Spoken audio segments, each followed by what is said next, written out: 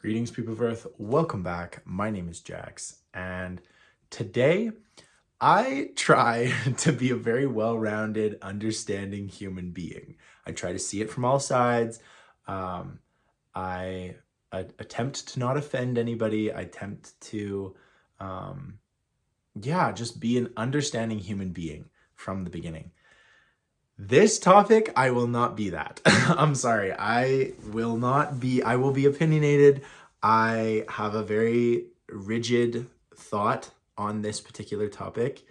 And yeah, I apologize. So please feel free to blast me in the comments, to critique it, whatever. But I very much doubt you will change my mind. So, first of all, uh, the title of this video is something like, who's the girl in the relationship? And I've had a few long-term relationships. These have all been with men. And in every single one of them, whether this relationship lasted 2.5 years or 6 months, I have been asked who is the girl in the relationship. And it is so messed up for so many reasons. I find it incredibly offensive. I know that some gay people have no problem with this question, have no problem with like, who's the mom and who's the dad, who's the top, who's the bottom. But me, I'm offended. I get really angry at these kinds of questions. I think it is incredibly blunt. It's none of someone's business. Like, it's none of your business to know who is who in a relationship. And the premise of the question to begin with, who's the girl, is so stupid. We are both dudes. If we wanted a girl in the relationship, we'd bring a girl into the relationship. It annoys me to no end. And you could talk a million years about gender stereotypes and the idea of submissive and dominant, or who does the cooking, who is the breadwinner. You could talk for literal centuries. People do their doctoral thesis on gender roles and stereotypes. I don't care. I genuinely don't look at it from that point of view. You can talk about it, sure. You can say like it's really offensive to basically ascribe gender normative roles, like male and female gender normative roles, onto a queer couple. Like, you could talk about it forever, and you can go read a million books about it, and I'm just not interested. The thing that really annoys me is that it's none of this person's business what I do with my partner and what happens there. It's really traditional, which is stupid. Like, the idea of being 100% top, 100% bottom, like, what era is this? What century are we in? That's just so bizarre to me that there can be these like absolutes of, oh, well, I do this and you do that. Like, excuse me? Like, you're missing out on half of everything. Bizarre. And it's something that is really, I think at the root of it, it's something that I would never ask a straight couple. Like, what do you guys get up to in bed? You know, like who brings home the income? Who does the cleaning? Who does the cooking in your relationship? It's not really any of my business. It's kind of a really offensive question. Like, imagine me going up to a straight couple and being like, oh, which one of you is financially independent and which one of you is dependent on the other one?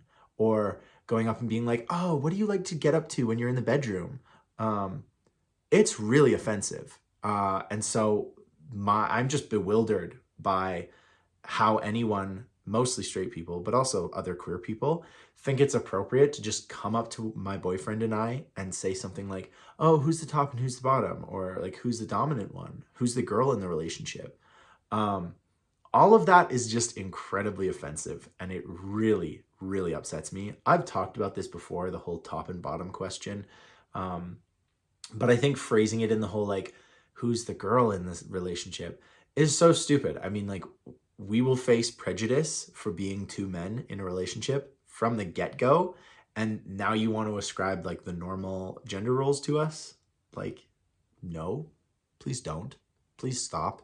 Please turn around and never speak to me again. That would be very beneficial. And as you can see, like, this is like a question that is very emotionally charged for me. I have been asked this by really close family and friends. I have been asked this by complete strangers who I've never seen in my life. I have been DM'd this. I have been like, literally, for whatever reason, this question totally fascinates people. And it really like, oh, I'm so curious. I'm so interested. And the only reason that straight people don't get this question asked is because it's fairly obvious who the girl in the relationship is, because one of them will be a literal girl.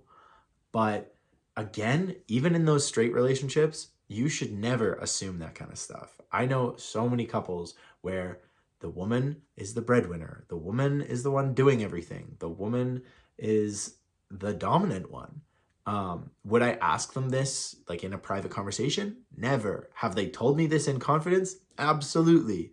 And it goes the exact same with the men in these relationships.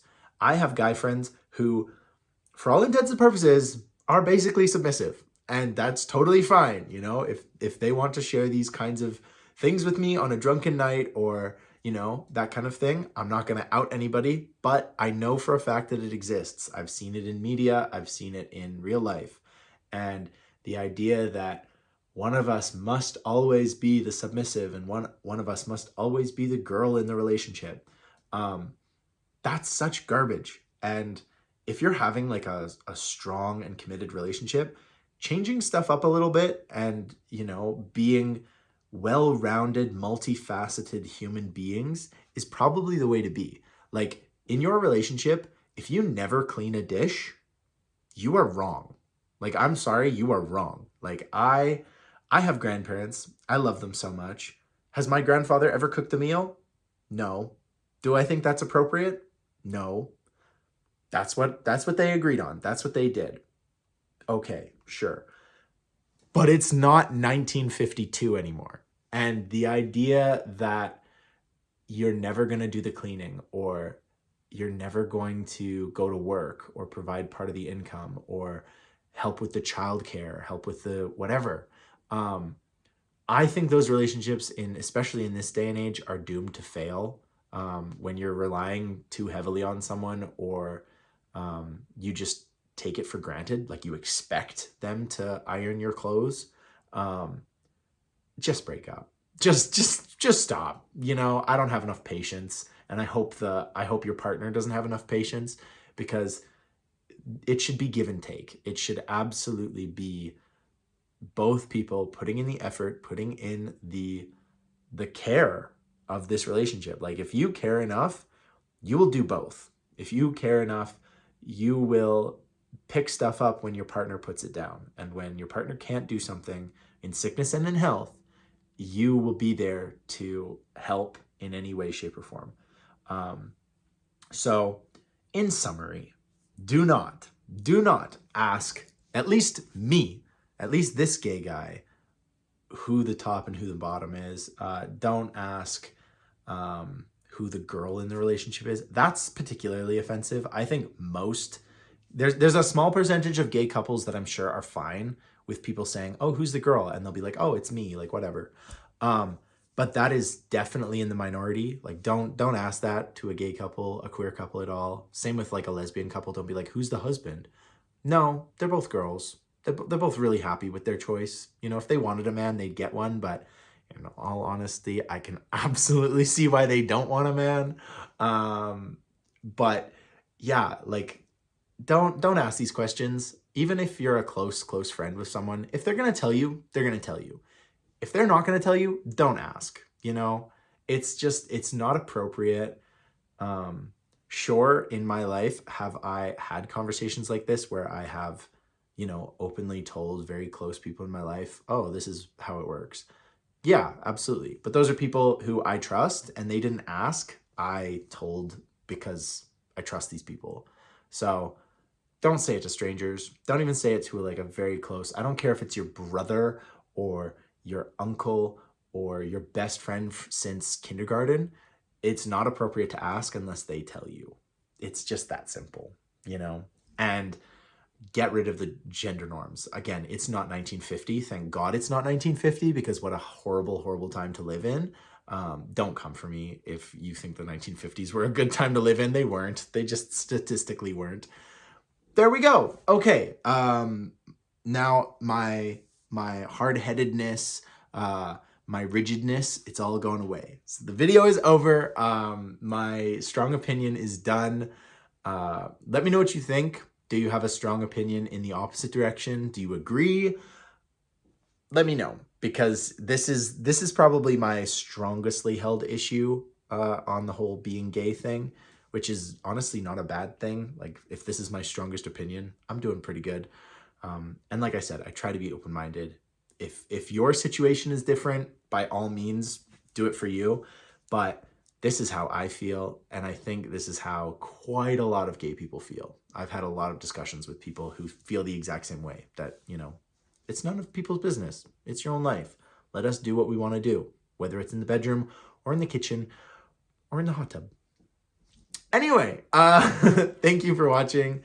I hope you have a beautiful day, month, year, millennium, century, whatever you're having. I hope it's amazing. And as always, guys, I will talk to you tomorrow.